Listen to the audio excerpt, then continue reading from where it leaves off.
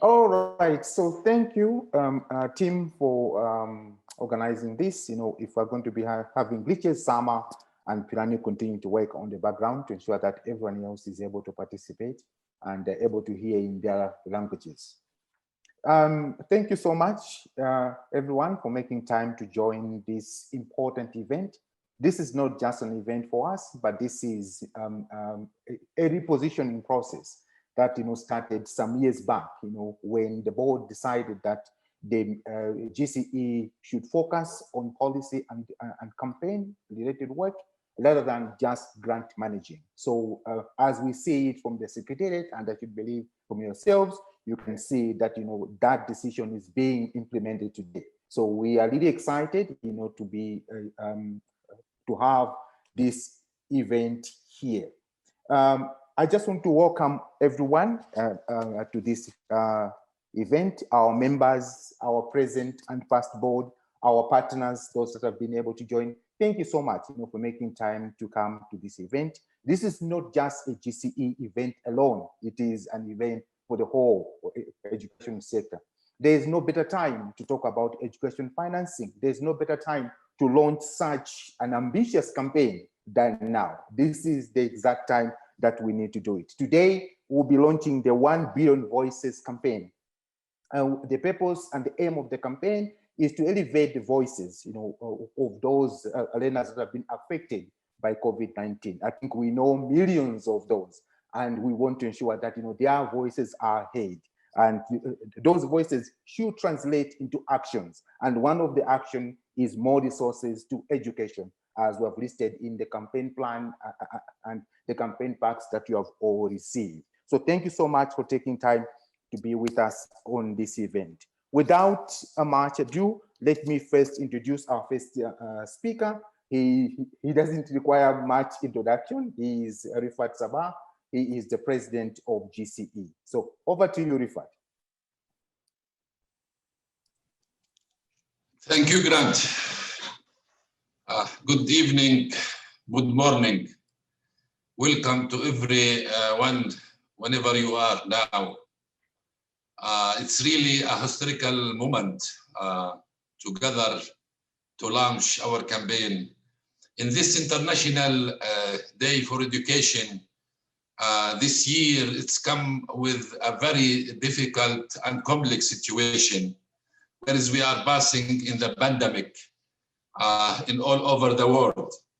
1.5 million learners has been stopped to reach school in the past period. There is fears actually from learning loss, especially in reading and writing all over the world. Millions of students has been lost the opportunity to continue their school learning. There is fears also from a lot of people who hasn't chance regarding the learning distance to reach access to the school. There is in this pandemic we discovered that there is millions of people, they don't have the ability to access the school. They don't have the ability even to have access to the digital tools. There is fears that the budget for education will not be enough. And this is the most things that we are afraid from in the coming period. If the situation continue like that, we are afraid that the situation will go back years. Sorry. There is financial challenges will face the countries, especially those poor countries. And some of the poor countries, there is a heavy debt on their shoulders.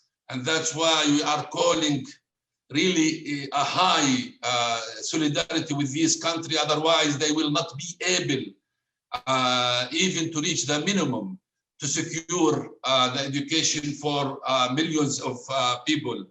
There is also fears that the international donors will cut off some of their budget to education, as we hear that the World Bank, they are trying to cut also 10% from the budget to education in the coming years. That there is a lot of fears for millions of people who will not be able really, if the situation is still like that, and if the financial budget for the education has been reduced, they will not be able to access the education, and we will go back years to struggle again. So in this, to achieve this goal, that the Global Campaign for Education are proud now today to launch the new campaign, 1 Billion Voices. The 1 Billion Voices campaign is a chance to stand together to call for urgent action for education. 1 Billion Voices aim to urge government, donor, international organization to address the lack of education, lack of the education financing aggravated by the COVID-19 pandemic, which also worsened the progress of the entire Sustainable Development Agenda, and especially the SDG 4. At the heart of the campaign, we have developed policy call to action. This provides a set of policy recommendations for the Global Campaign for Education movement and education actors and activists to use to guide our coordinated and collaborative advocacy and lobbying efforts over the coming years to achieve, improve, and increase public financing education for all. For that, we set some of our recommendations, increasing the state funding for education to 20% public expenditure, increase their tax base in order to increase resources, working towards a minimum tax to GDP ratio of 20%, enable urgent debate conciliation to the least development country, and debt elevation for middle and upper middle income countries, ensure inclusive education system and institutions, provide free quality education for all, and end the trend towards the privatization and commercialization of education, improve the quality of teaching through educate recruitment and continued teacher training, listen to response to the voices of those affected. Space must be allowed for the individuals and civil society to speak up. Developed country must continue to work towards the goal of 0.7% overseas aid, with the 20% of this spent on education, and increasing their contribution to the goal partnership, to the global partnership for education, and education cannot wait. So therefore, we encourage all of you to write to your government now and urge the governments and donors to invest in education in line with the call to action. We have to share our voices. We have to raise also our voices. The voices of those billion people who has been really affected by this pandemic need to be elevated and heard. If your child education, if your child has been affected, if your neighbor has been affected, if your colleagues, all of this, we have to help. And GCE is here to help to elevate the voices of those who has been affected. We want to hear the voices of those affected and make sure that the government are hearing that. For that, to help introduce our campaign furthermore, I am delighted to share the new campaign film. And after that, you will hear from more about the plans and importance of our campaign. Welcome for everybody. Education is a basic human right. Yet COVID-19 has left an estimated 1.5 billion without access to learning. and many millions of children will never be able to return. COVID-19 has led to a seismic reversal of education progress, which will also have a devastating effect on many other sustainable development goals, such as progress towards gender equality, with a disproportionate amount of girls being forced to drop out of school due to the pandemic. But this can change. You can change this. There are solutions to ensure universal education. We believe these lie in the hands of governments. If we raise over 1 billion voices for education and stand side by side as a global movement, we can and will achieve lifelong learning for all. So, together, we must call upon our governments to do the following. 1.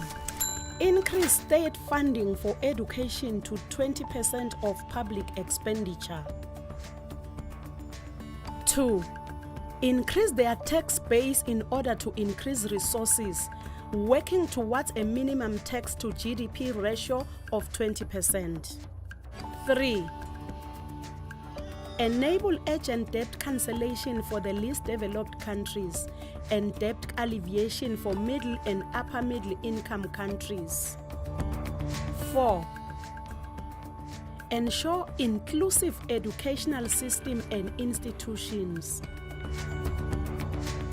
5. Provide free, quality education for all and end the trend towards the privatization and commercialization of education. 6. Improve the quality of teaching through adequate recruitment, remuneration, and continued teacher training. 7.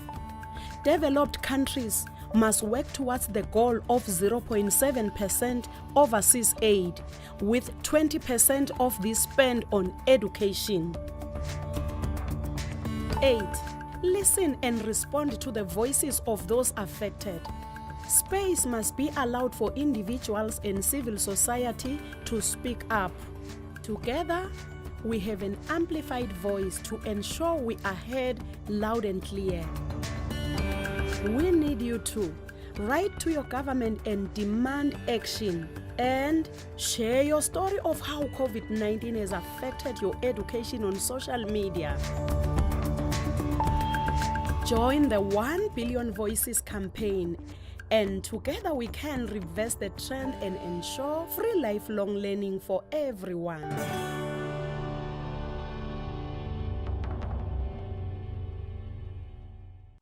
Thank you very much, Grant. And I have to say what a pleasure it is to be here today. It is both an incredible privilege and a huge responsibility for me to speak to you on behalf of youth in the kickoff of the 1 Billion Voices campaign launch. And just to give a bit more of an introduction as to where I come from and who I represent the European Students' Union and the youth constituency of the Global Campaign for Education. For those of you who may not be aware of ESO, we serve as the umbrella organization for 46 national unions of students from 40 countries. And through our members, we hope to represent the educational interests, but more than that, also the cultural, social, and economic interests of around 20 million students towards all relevant decision-making bodies. That includes the European Union, the Council of Europe, and the United Nations. And in ESO, we aim to champion policy and advocacy work on the right to access education and the right to participate in the governance processes of higher education. And we believe, more than that, that international cooperation is the best route to achieving the 4th Sustainable Development Goal. That is then the vehicle to achieving all other sustainable development goals. And I was asked to speak to you here about the impact that COVID-19 has had on young people and how young people are responding. It's going to be sort of an extension as to what Rafat has said. But more than that, also reflecting on young people and students as their own social class that is facing more of a hard impact to not only the right to access to education, but more than that. We see how the digital transition, in the digital transition of education, not every learner and teacher had the necessary resources, nor technology, nor capacity to keep up with this transition. Government and educational institutions were really not prepared, and you can see this as one-size-fits-all approaches were taken, and very limited space was provided for consultation from stakeholders, like teachers, for example, but much less for learners and parents. And this is further exacerbated as the global economic downturn. We see young people who particularly have less working experience and have less social capital. They were the worst hit by unemployment and job losses. And the impact this has had on mental health, to be honest, is I don't even know the full extent of that, as I was trying to do some research. Of course, there is not enough research on this as to the impact that this is having on the mental health of young people. So we're in quite a critical moment right now. Above all this, governments tend to use the lockdowns as an excuse to reduce further civil liberties and civic spaces and their general commitment to upholding human rights. And when you think of who's being impacted most by this, we all know, it is very evident that there's a huge marginalization of society going on, and that underrepresented, disadvantaged and vulnerable groups of young people are the ones suffering most. I'm talking about young people with learning disabilities. I'm talking about youth who rely on jobs to fund their education. I'm talking about women in healthcare and women falling victim to increased gender-based violence. And I'm talking about young people with migrant or refugee backgrounds who are facing incredible amounts of racism and xenophobia.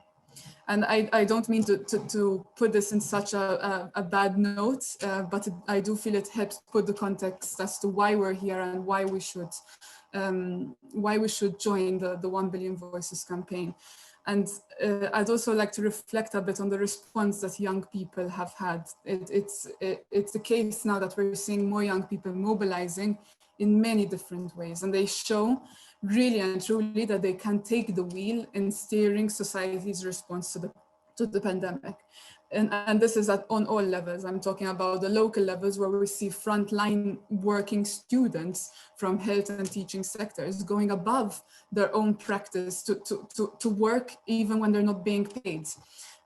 Students who are volunteering at food banks, at call centers, making masks as well. There are many individual actions that are coming from students, and that's not often recognized and much less rewarded.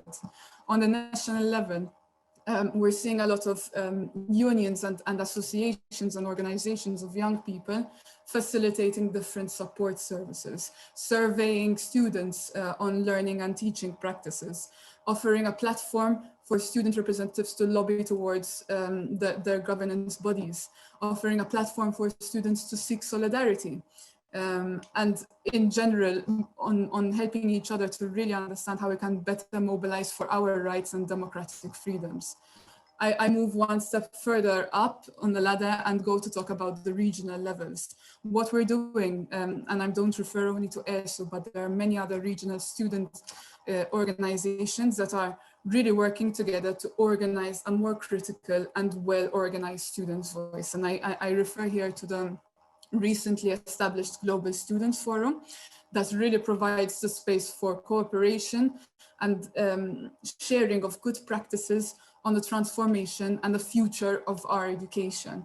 And the ultimate goal is to unite us together as regional student unions and representatives, empower each other in order to have a more stronger voice and representation on the decision-making tables.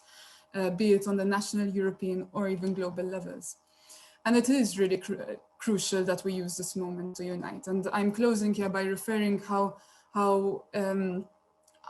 not more of an opportune time we have through the 1 Billion Voices campaign to come together at a time when we are at risk of a reduced amount of public funding in education. We already see the tendency in Europe, and this will have this of course has ripple effects in other continents, that governments and institutions are turning towards students as a resource to quickly resolve funding issues. Introducing and raising tuition fees is alarmingly becoming a common choice. And we want to emphasize that this is only just an easy way out of a very complex problem that is only causing very harmful and long-term financial problems for young people. And we cannot allow young people to continue succumbing towards bad policies. And therefore, we must come together. We must find common solutions to solve collective threats. Thank you very much for taking the time to listen to me. And I'm welcome to continue the space and discussion together with you. Thank you so much, Martina. Yes, we have heard you. I think the movement has heard you. And there is space in the movement for the youth to engage.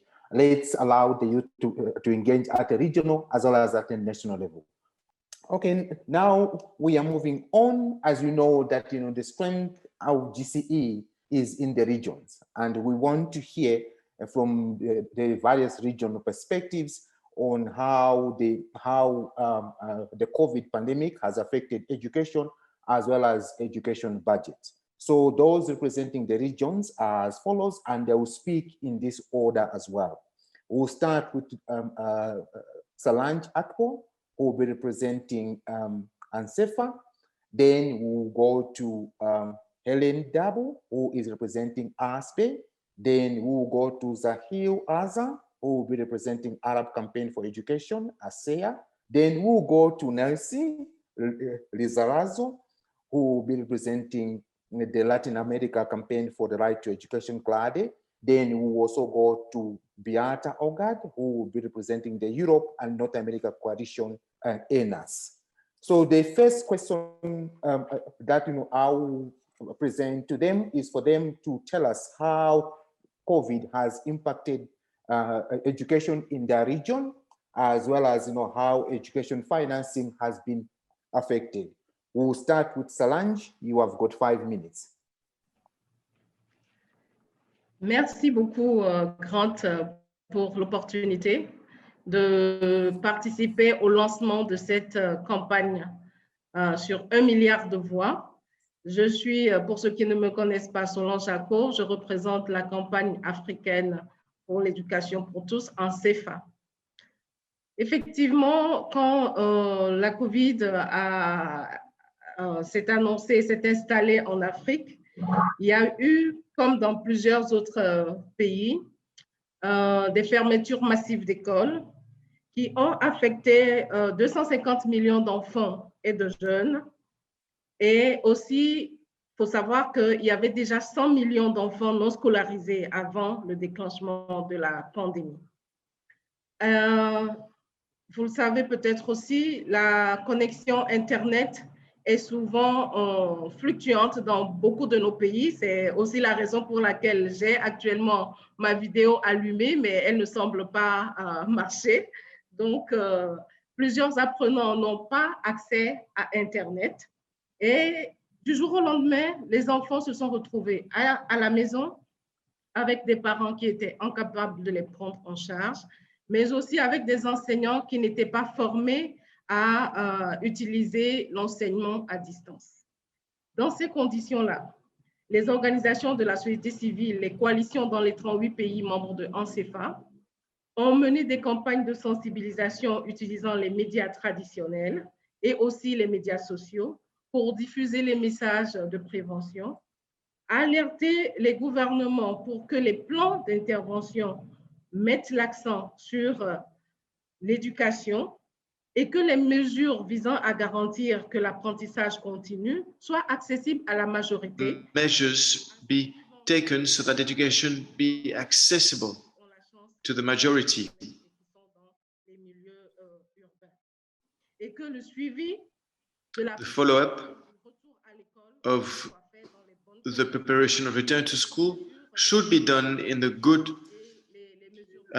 conditions, good measures.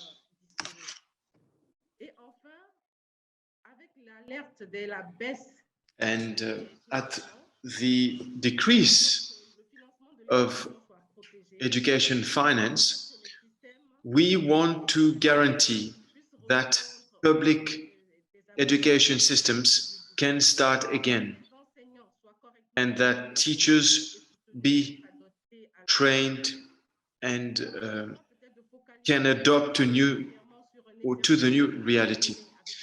I'm going to focus on an exercise that we had with GCE. We had to have a data collection on education budgets and on education spending and the commitments from our states in 2018 at a conference.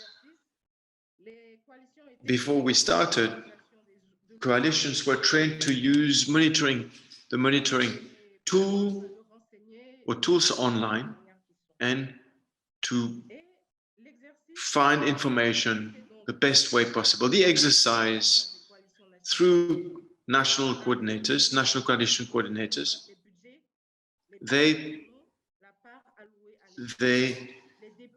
collected data on expenditure and budget in the education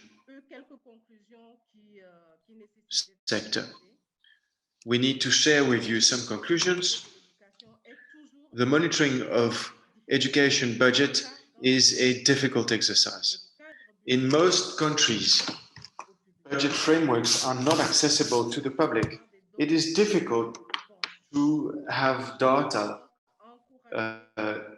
on expenses. We need to encourage account transparency at all levels. The budget is made of the taxpayers' money, so citizens need to have access to budget, expenditure, and control expenses. So many countries did not respect commitments taken in 2018. In national plans of response to COVID, priority was not always education. We wanted to solve the sanitation crisis, but we forgot about education. And CEFA is happy to be part of the launch of the 1 billion voice campaign, bringing in the civil society's voice, the youth, boys, girls, people with handicaps, people who were touched or hurt by the pandemic. We want governments to remain committed by focusing on the most vulnerable and by respecting the international indicators. So 6% of the GDP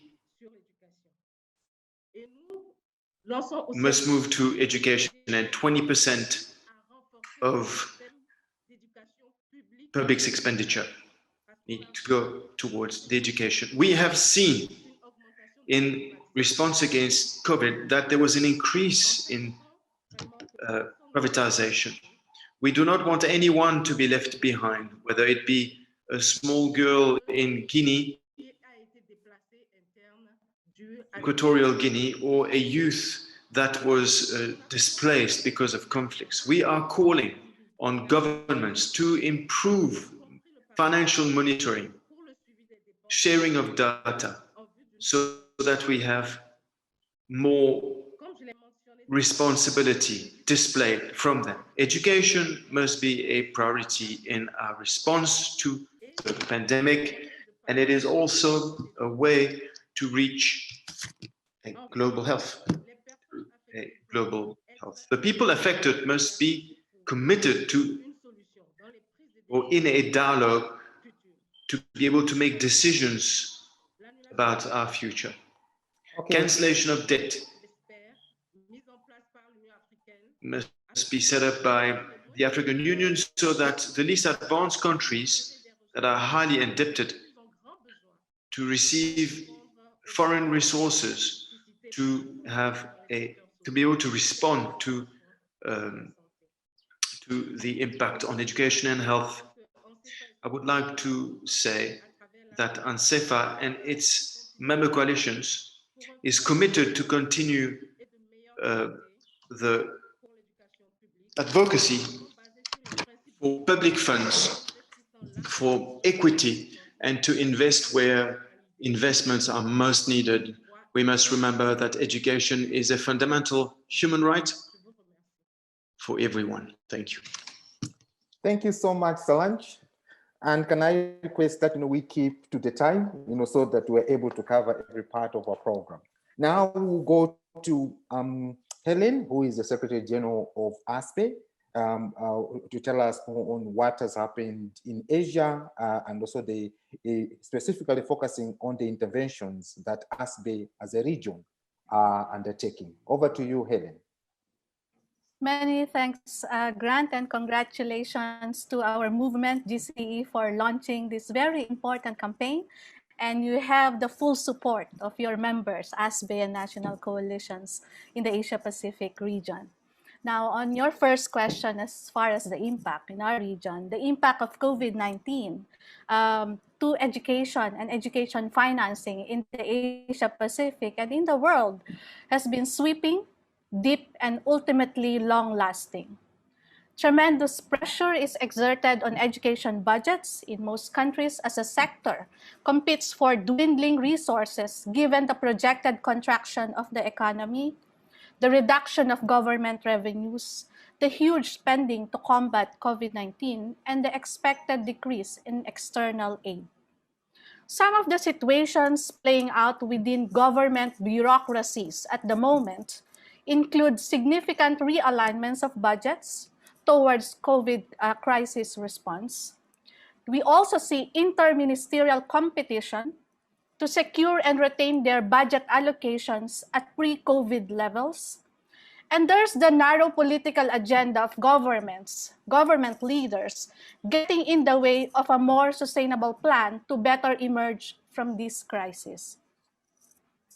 Debt servicing has become an even more serious concern, especially for heavily indebted countries in our region which face competing challenges in allocating limited resources to fight COVID-19 and fund essential social services. At the same time, the pandemic also created a frenzy among financial institutions to extend loans to respond to this pandemic without due consultation, transparency, and closer analysis of the short-term and long-term financial implications of this loan and debt frenzy, loan applications, loan access frenzy in our region, especially as many of the countries in our region are also heavily indebted. So that's a big issue. The debt burden to countries will further cut significant shares from the current tight or limited budgets of education and other essential social services. Children, youth, and adults from marginalized and excluded backgrounds are disproportionately affected by the pandemic. And we've been hearing this in many of the forums, in many of the interventions in the various platforms where we've been speaking. Also, the lack of sensitivity in allocating available resources exacerbates inequalities in education. In several countries in Asia-Pacific, there has been a significant number of students migrating from the private schools to public schools due to rising poverty, loss of livelihoods, reduced remittances from overseas migrants, and closure of private schools as they are not able to survive the prolonged lockdowns without incomes.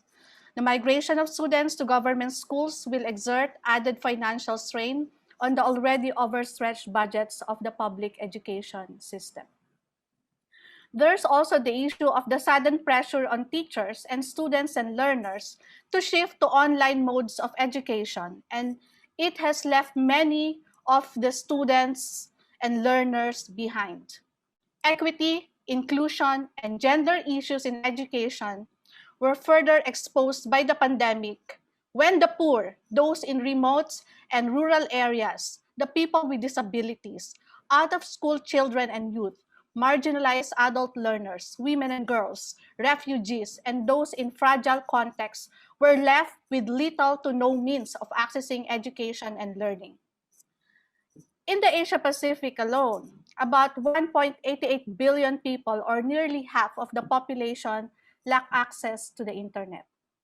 Therefore, online learning is not always an option to many of us in the region. On the other hand, there has been aggressive push towards further commercialization of education given the rush among the private ICT firms to aggressively promote and market their digital learning technologies. The situation further widens the digital divide and hastens the corporate capture of education technologies. And while online and digital modes will be an inevitable part of education delivery now and in the future, education systems in many countries in the Asia Pacific region have yet to fully embrace and embed this in their education systems with clear blueprint on how education modalities can be a good balance and a mix of no technology, low technology, and high technology solutions that will be responsive to varying contexts within formal and non-formal education systems and will leave no one behind as envisaged in SDG 4. The outcomes of the youth-led action research conducted and facilitated by ASBE between May to July 2020 in 9 countries in Asia Pacific highlighted the various forms of discrimination, gaps, and challenges encountered by marginalized youth in the education system in this time of COVID pandemic in the Asia Pacific region. Also, in the virtual regional conference on education financing in the context of COVID, organized by ASBE in June last year, it highlighted the need to protect education budgets that can support massive skills training, parents' education, and upscale adult learning and education programs. Domestic resources for education should support the increased need for retooling to adapt to a new normal and support homeschooling and community-based learning. Lastly, all these recommendations require strong political and financing commitments from governments to ensure no one is left behind in education, especially the marginalized children, youth, and adults. With that, thank you very much, and I look forward to the next part. Thank you so much, Helen. That's really inspiring as well as alarming. I hope that through the campaign we'll be able to address some of those, and some of these things are also you can find them in Africa. The same date issued, marginalization, all those things are common. So those are some of the things that we need to pick up. To the participants, please feel free to add your comments in the chat box, and we'll be pulling out those comments as we go through the program. Now we'll move now to ASEA, which is the Arab Campaign for Education for All.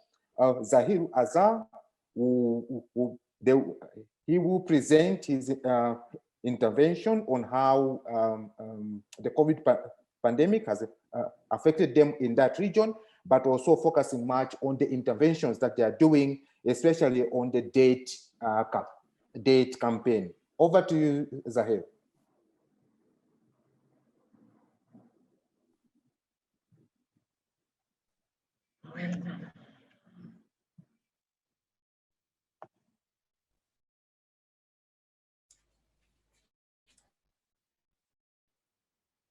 We can't hear you, Zahir.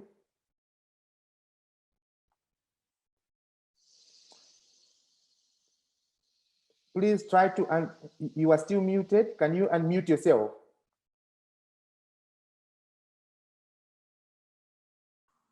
اوكي.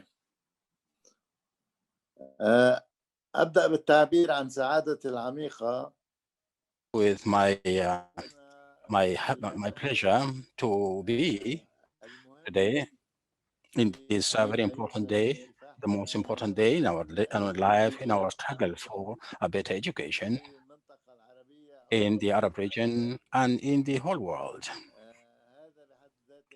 This in itself is achievement. I would like to welcome all of you from Beirut, this city which has been martyred many times.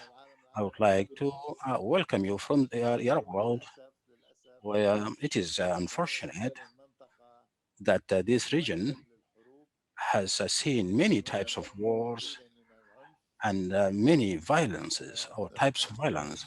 I would like to welcome you from Palestine, from Palestine, where occupation is still there, and where we study, we learn a lot of lessons on how to fight the colonialization through education, and this required independent or separate sessions. Before we speak about COVID-19, we have to bear in mind that what has been going on in the Arab world in terms of education was the beginning of a huge collapse before COVID-19. This collapse, as you know, represented not only at level of the affiliation of the education system to the economic collapse, but also represented in the fact that a number of schools were in the areas where there was war. We talk about thousands of wars that have been occupied in Syria, and parts of Lebanon, in Iraq, and Yemen, and a good number of Arab countries. And this number is not a small number. We speak about all these schools, and at the same time, we have to know that in this region, we are weakening under millions of refugees and internally displaced persons, and we differentiate between refugees and internally displaced people.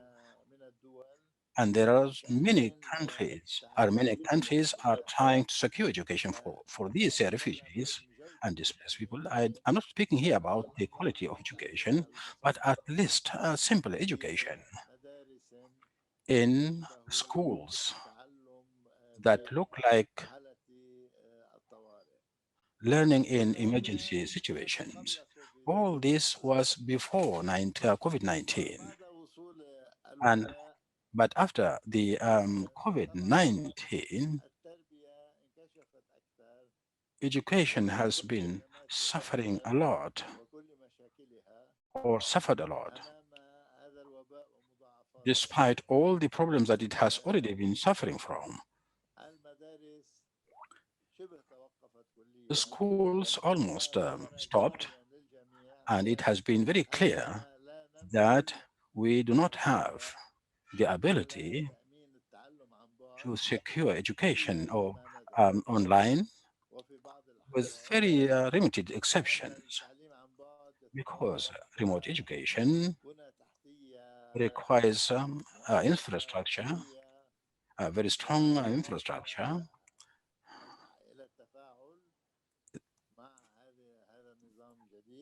and that people must have the ability to interact with this infrastructure. And also it requires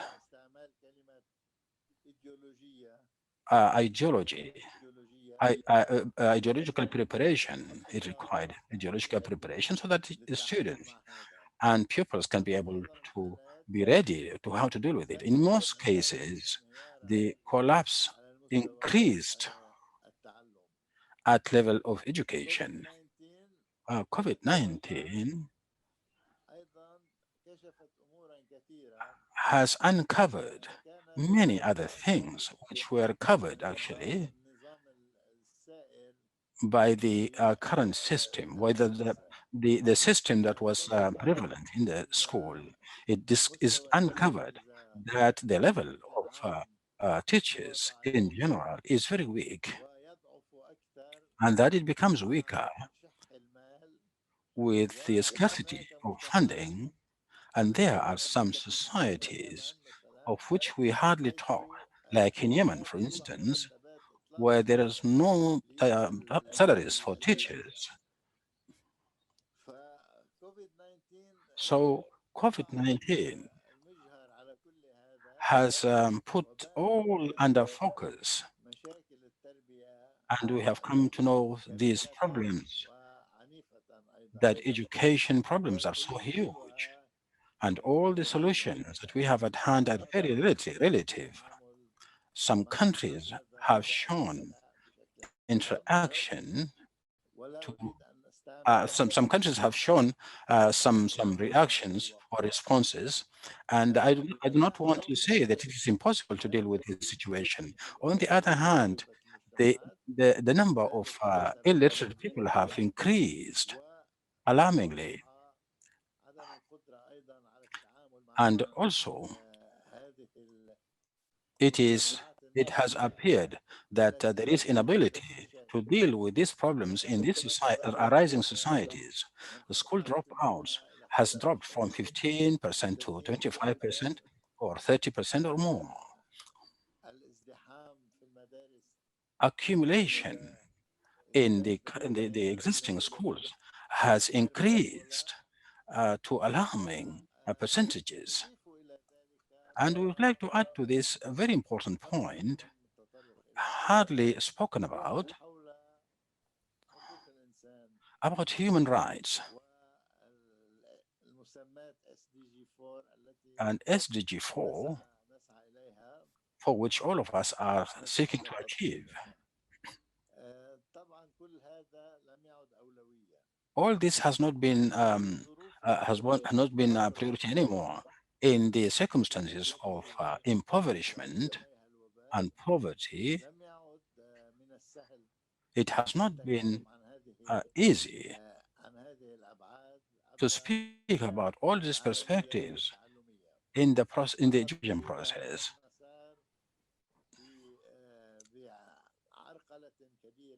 This track has been facing a lot of obstacles, including the issue of women, or of liberation of women. We have done some steps sometimes back, but today we are retreating a lot in this regard. The most important thing about all what I'm saying is there is awareness of what is taking place, and this awareness is what you can base on. And that's the reason why we are here. Thank you very much for your listening. We can speak about debt cancellation. Okay, thank you so much. We'll come to that, later on when if we're going to have time. But thank you so much for your input. Thank you for giving us the perspective as to what is happening in the Arab world. Now we are going to move to Latin America and the Caribbean. And now can I invite Nelsie to give us her intervention on what has been the impact of education in Latin America, at the same time also what has been the effect on education Grant. financing. Yes, please go ahead. Muy buen día para ti, Grant, para todos, para Good day to you, Grant, to everyone. Of course, I'm going to speak in Spanish. Tratar de hacerlo un poco lento para facilitarle la vida. A little bit slowly to help the interpreters' lives, because sometimes they suffer in these circumstances. To start, I want to say two things.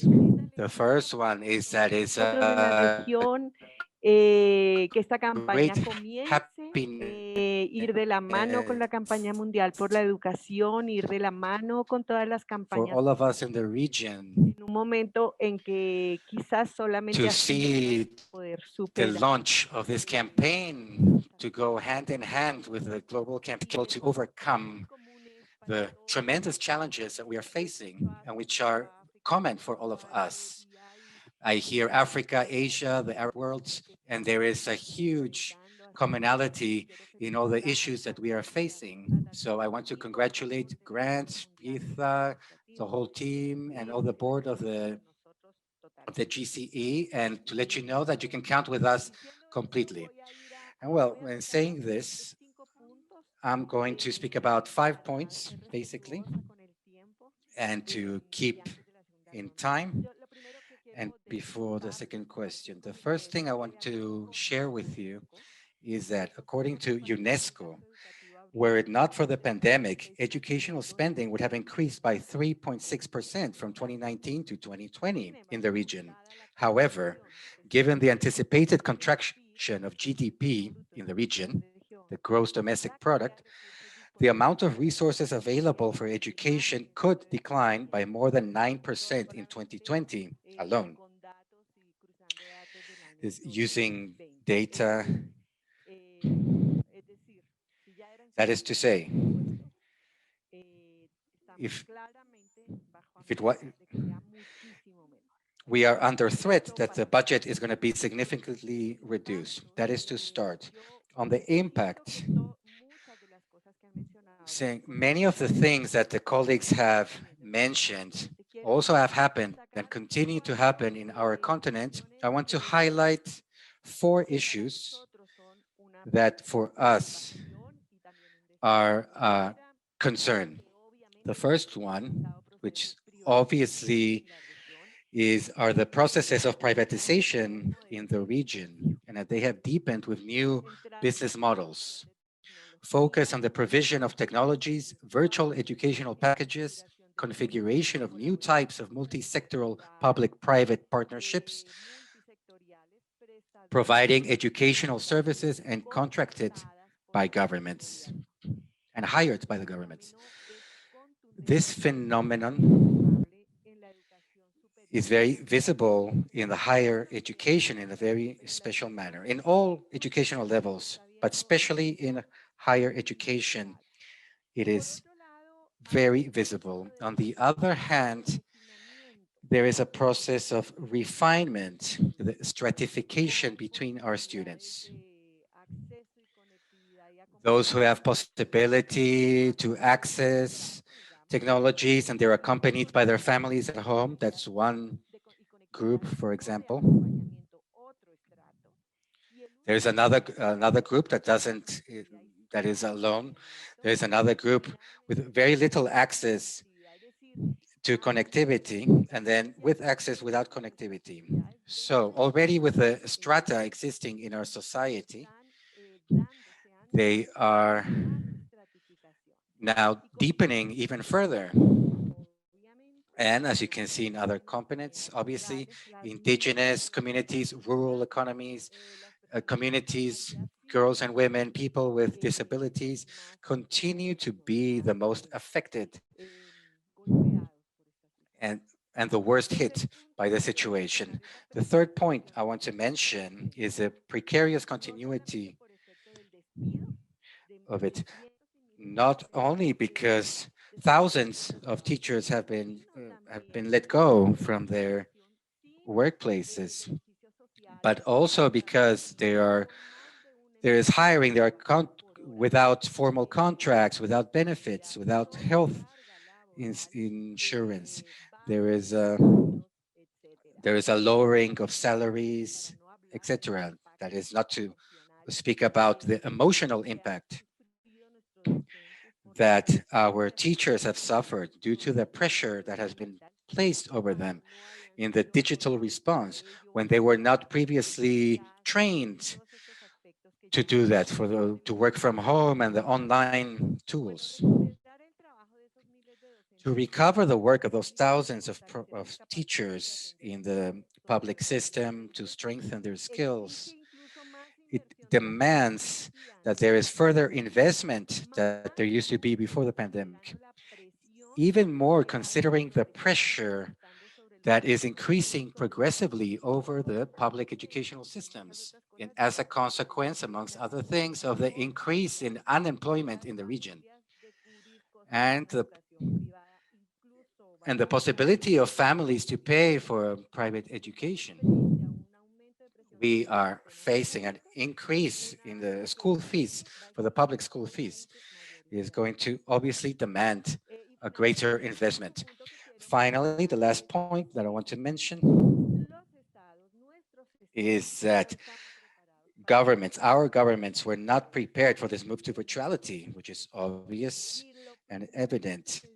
And the first thing that happened and that continues is that they formed alliances with large corporations such as Zoom, Facebook, Google for education, YouTube, among others.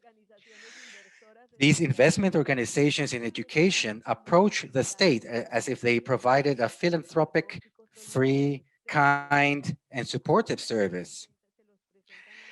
That's how they present their ideas to the government as well. But it results that in addition to earning millions, those same corporations are also capturing millions of users and potential clients in our entire region.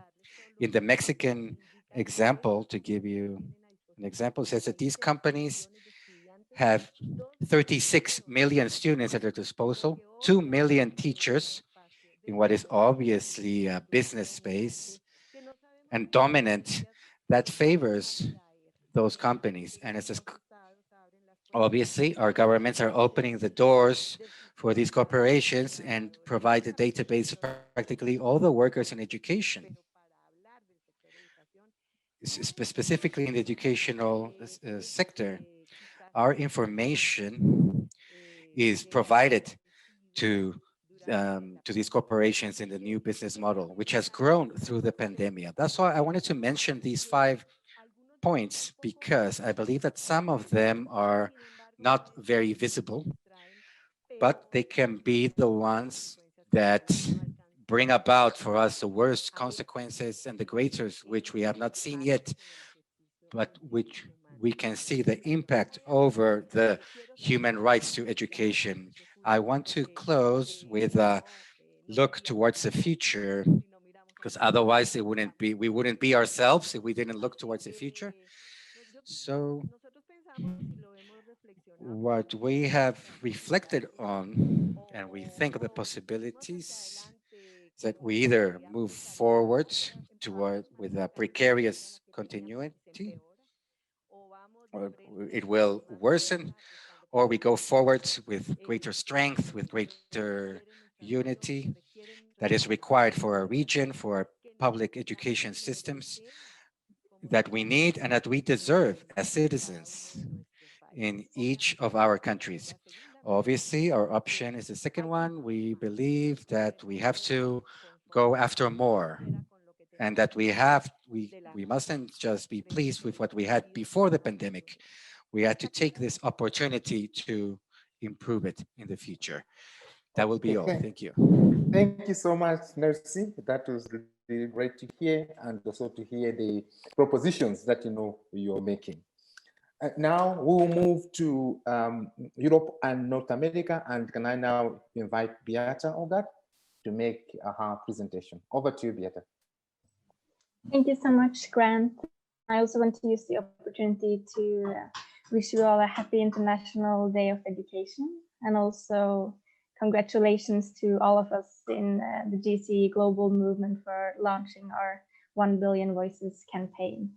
And I'm a board member of GCE, and I'm representing NACE, which is the European and North American Campaign for Education. And I just want to start by saying that we are a quite diverse constituency, which exists of various national education coalitions from countries across Europe and North America. And therefore, in order to answer your questions, Grant, I also have to say that the impact of COVID and the level of education financing is varied from the different contexts that we experience across our constituency.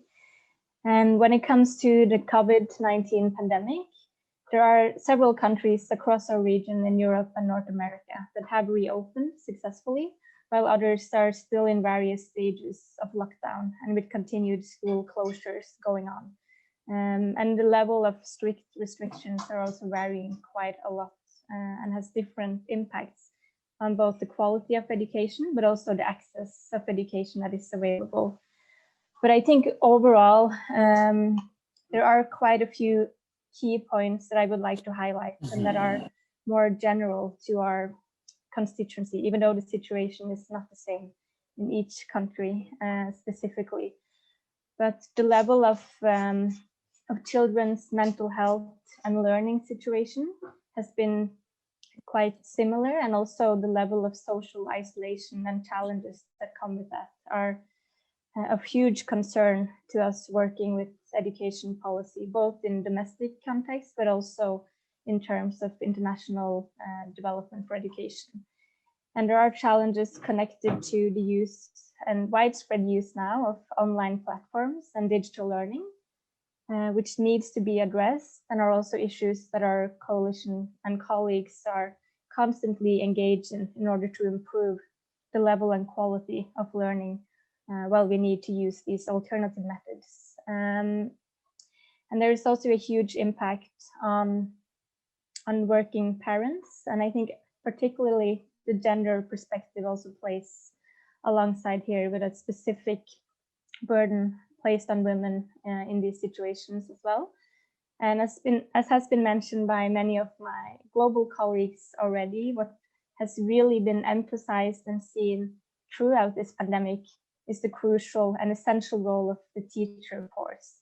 And it has been quite varied across the countries at which level the teacher first has meaningfully been engaged in consultations with national stakeholders and policymakers in order to come up with the best solutions in the midst of this pandemic.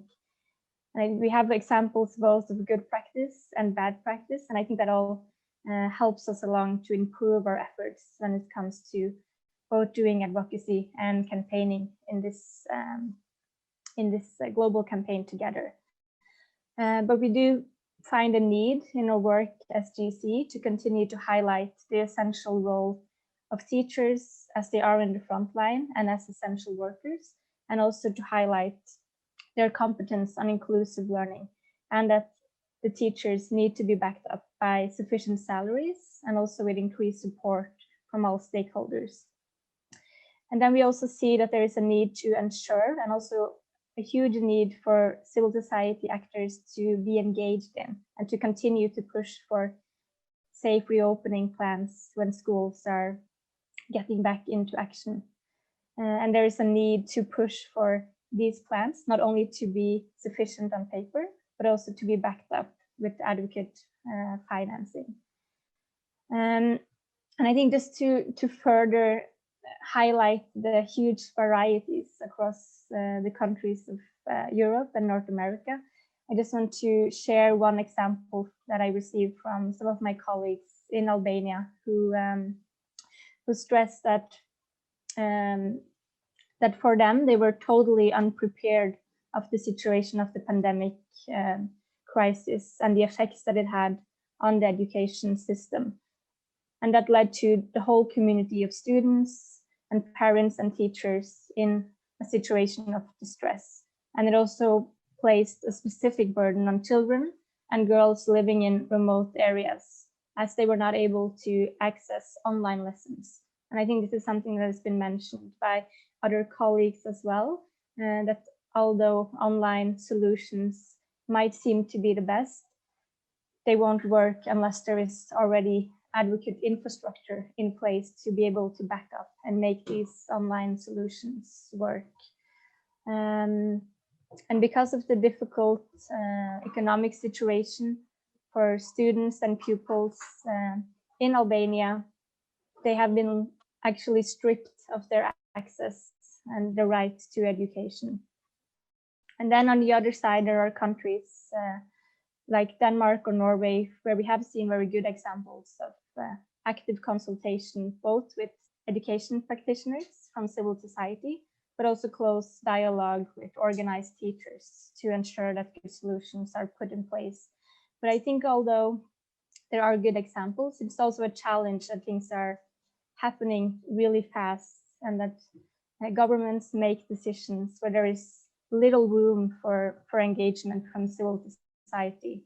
So usually it's more of a response rather than a meaningful engagement throughout the whole process. And when it comes to the last part of your question, Grant, on education financing, this has really been at the heart of many of our coalition's work as a response to the education crisis of the global pandemic. And we see that there is quite a big challenge as a lot of funds are allocated and shifted towards the pandemic and to both domestic and global health budgets. It has been increasingly difficult to raise awareness on the global education crisis and to meaningfully highlight the interlinkage between health and education and the importance of maintaining both sufficient funding levels to education and health at the same time. But we do have some successful examples of advocacy and campaigning where we have been able to either maintain or increase education support in budget, but also a situation where it has been difficult, where there has been setbacks or cuts when it comes to education financing, and which are areas where we really need to step up our efforts as part of this campaign to be able to continue to lobby for strengthened budgets moving on. I think I will end there and happy to share further examples from my region later on, and also happy to engage in further discussions and activities to be able to make this campaign a real success and to be able to advocate together for the right to education for all. Thanks. Thank you so much, Jetta, for that input. Yes, actually, we can see that, across all the regions, there is a lot of similarities in terms of the issues that, we have to deal with. So I will just pick, a few of the panelists, not all of them. But, we just want to hear in terms of domestic financing, what is it that ASBE is doing to ensure that, governments really put money, and they can allocate budgets, all these fights amongst ministries that, education does not suffer. Over to you, Helen. Well, where to start? We do a lot of engagement from global, regional, national level. At the regional level, ASBE and its members, national education coalitions, which are also members of GCE, have engaged in various discussions throughout the year, throughout 2020, as we deal with this pandemic, to exchange experiences, learn from each other, how we are adjusting our advocacy strategies, to ensure that we remain engaged, and we protect the budget, and that the message is there in various platforms that there is a need, there's a critical need to protect the budget. Of course, we've been working closely with GCE, and as we pursue our advocacy and campaigns for education financing and for the right to education overall, at the global, regional, and national levels. At the country level, for instance, representatives of ASBE and national education coalitions in the Asia-Pacific region managed to join national level meetings of the local education groups. During the height of the pandemic last year, many of the local education group meetings have been shifted online, and we managed to participate in these local education group meetings and national coalitions as their representative. And we provided inputs in these local education group meetings or leg meetings around equity inclusion, gender, and financing. So those were our core advocacy areas that we have emphasized in these engagements. I can give you a concrete example. In Nepal, for instance, the National Education Coalition in Nepal strongly asserted education financing in their interventions, in their local education group, in the annual review of their sector plan, in their budget review meetings. No? So those are very important initiative. Another concrete example is what was done by the coalition in the Philippines, wherein the coalition in the Philippines, INET Philippines, lobbied strongly with their Department of Education, with the Department of Education here in the Philippines, also with the legislature in the Philippines, which is the equivalent of our parliament, to protect the education budget, no, particularly the budgets for the poor and the vulnerable groups, no, and because of their strong interventions, the education budget in 2021 was basically the allocations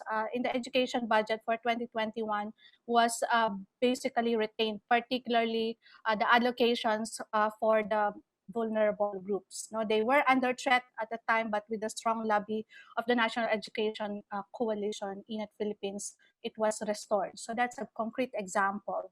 And just last example is that arising from ASBE also supported the Youth-Led Action Research, or YAR, in time or in light of the COVID pandemic. And in this research in 9 countries in the Asia-Pacific region, the youth researchers came up with several concrete recommendations put forward to the decision makers, to the government, to the various education stakeholders. And among these recommendations they have shared include making higher education free and accessible to everyone, and to safely restart school and colleges at the earliest opportunity, with priority attention to ensuring the health and safety of students and educators. They also called for the promotion of local education and training, especially at the village level. In particular, community learning centers need to be strengthened and sustained. And the youth researchers also called on ensuring access to online platforms and promote policies that bridge the digital divides. No? So ASBE, together with GCE and National Education Campaign coalitions, has been consistently calling for the protection of education budget, as it will contribute to early and long-term recovery from this COVID pandemic, and that we are saying that building people and societal resilience in any crisis, such as this pandemic, means financing public education systems that are equitable, inclusive, gender transformative, safe, and sustainable. Okay, Thank you very much, Grant. Thank you so much. And in closing this, can I ask Nancy to also speak on domestic financing advocacy work that you're doing in the region? You have got 2 minutes only. Es poco tiempo para muchas experiencias. It's too little time for all our experiences. Voy a ir entonces. La primera que quiero mencionar es la The first one that I want to la mention campaña brasileña por el derecho a la is a educación, Brazilian campaign for the right to education, con un intenso trabajo de who incidencia, achieved, after an con intensive senadores de la República, work with la their votación donors necesaria para que el and Fondo de of the Republic, Desarrollo de la they achieved enough votes y valoración de los profesionales de educación, to value the educational denominado professionals, FUNDEP, se convirtiera en ley permanente y and for this to convert into a law, al criterio costo a law in the parliament, creado también por la campaña brasileña. created by the Brazilian campaign. It is an indicator Al año por estudiante, that shows how much money has to be invested on each student per year con indicadores suficientes for education with sufficient indicators.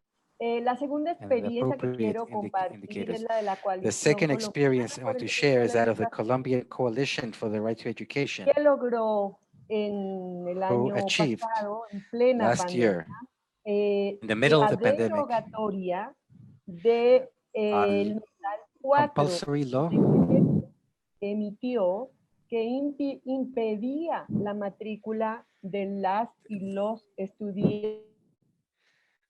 All the problems that were impeding students from registering in schools. There seems to be a technical problem. Yes, it seems that her internet has frozen.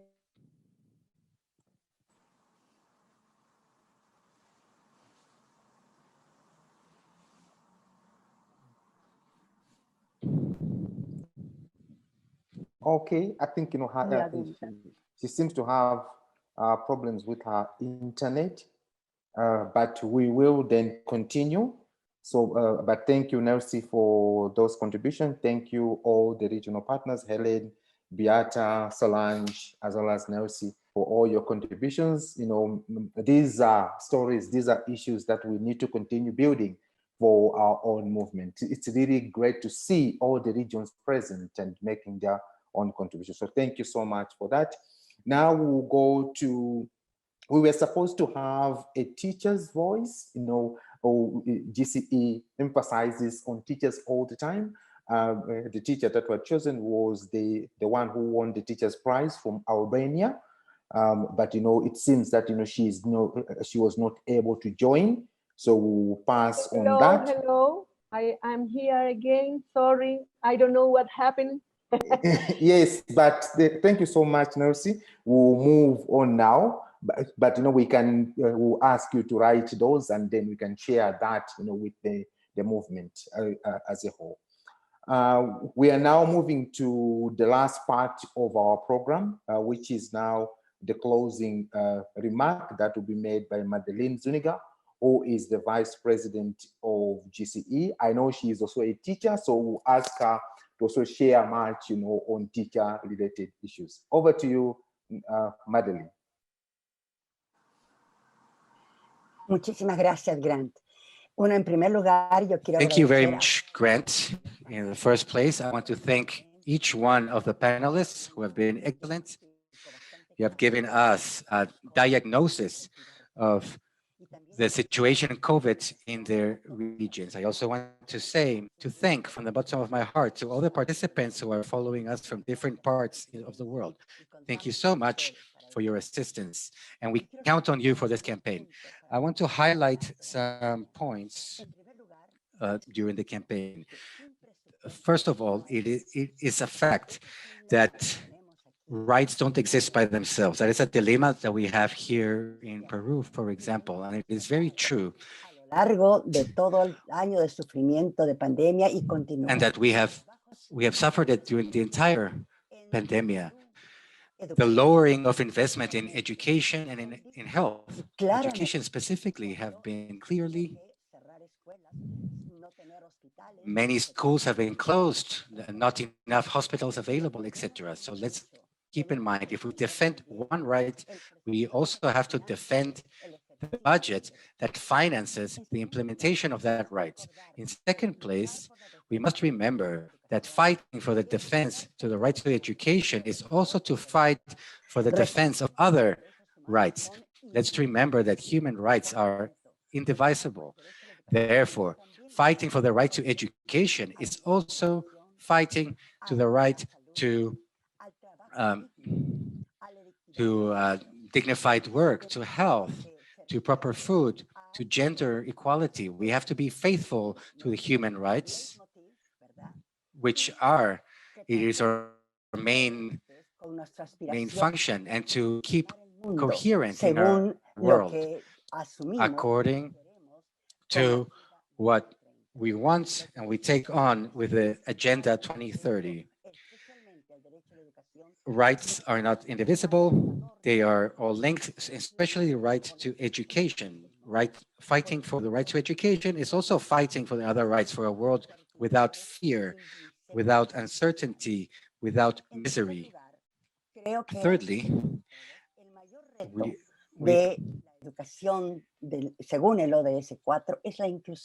that education is a dilemma. We must not leave anyone behind.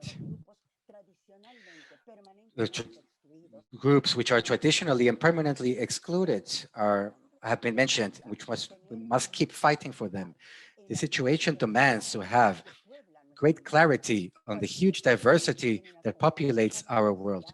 Every country, any country has a complex diversity of people, and each sector, and not only by age or race or gender, or by culture, etc.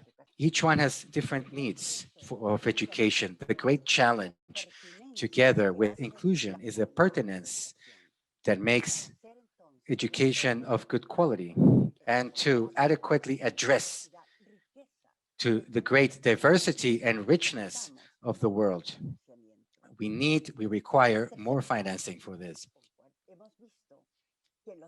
We have also seen that teachers around the world have responded with a great capacity and very creatively, despite the great tensions that they have suffered due to the pandemic. We have also seen a huge need to prepare them, to train them urgently, especially to manage the famous communication and IT technologies.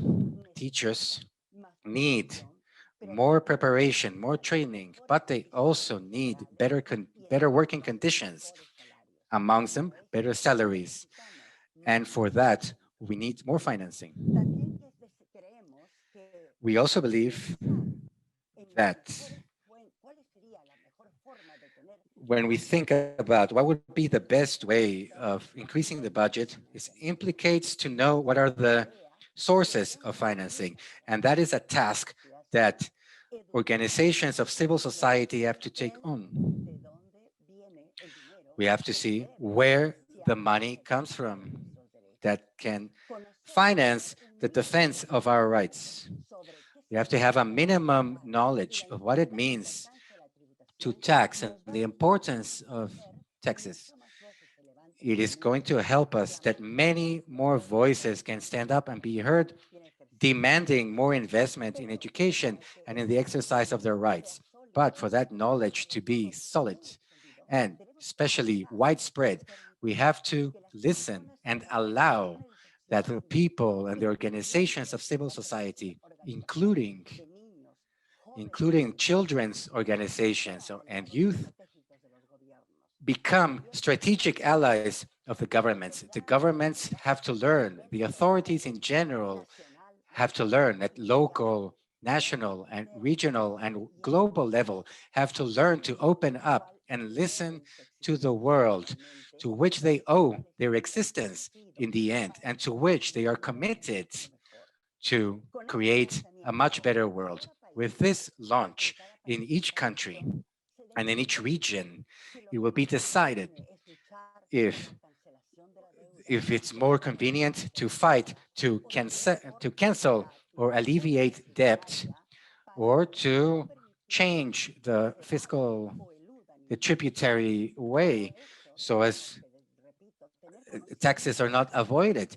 For that, we have to know what are the sources of financing that exist in our countries that will allow us to elevate a voice, and well-informed voice, and then our voice will be stronger. And with that, we will fight what in Latin America has been done so well, the strength by which privatization is growing in our world.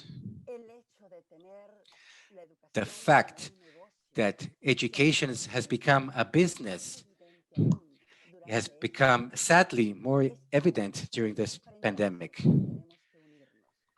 It is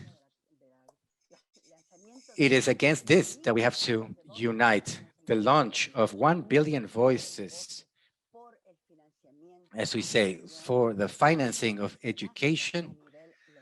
We hope that it will grow at local level, and throughout this year, it will keep growing and involve even more people and organizations until it becomes so strong and so loud that it's impossible not to be heard. We have to achieve that voice reaches the authorities of every country, and that we achieve our objective. with a greater investment, not expenditure, investment in education to achieve that not only education, but all human rights are really implemented and exercised and enjoyed by all people throughout their lives, and with that achieve the great desire of a better world. Thank you very much. And so that henceforth, each one of us and each one of our organizations, let's work together so we can achieve that goal. Thank you very much. Thank you so much, Madeline. That is really a very well-deserved closing remark. Let's work together to achieve, the right to education for every child, so no one is left behind. We, with COVID or not COVID, but education cannot wait. We have to ensure that, we should push our governments to ensure that there are resources made available so that our children and those within our communities can attend school. So thank you so much. We really thank you from the bottom of our hearts for taking time to join us in this wonderful moment when we were all of us repositioning GCE. Thank you to our panelists. Thank you to Rifat, Madeline, and everyone else, even those that made their inputs via the chat. We will share all the materials, as they have already been shared, the campaign part and the rest, but also the recording if you need it for your own advocacy. The Secretariat is available to support you. This time around, we are not just launching a campaign and leaving you to do it on yourself. We are available to support in any way that you feel necessary. Please reach out to Emily, who is our campaigns manager, if at all you need anything else. All the materials have been translated in all the languages, and we wish you from the Secretariat, a very happy rolling out of the campaign. This is not the end. This is just the beginning. We are just scratching the surface. There will be lots of campaigns that we are going to be launching. This time around, they are not piecemeals anymore, but we want to have campaigns that make impact. When you're running your campaigns, measure the impact. Take the stories.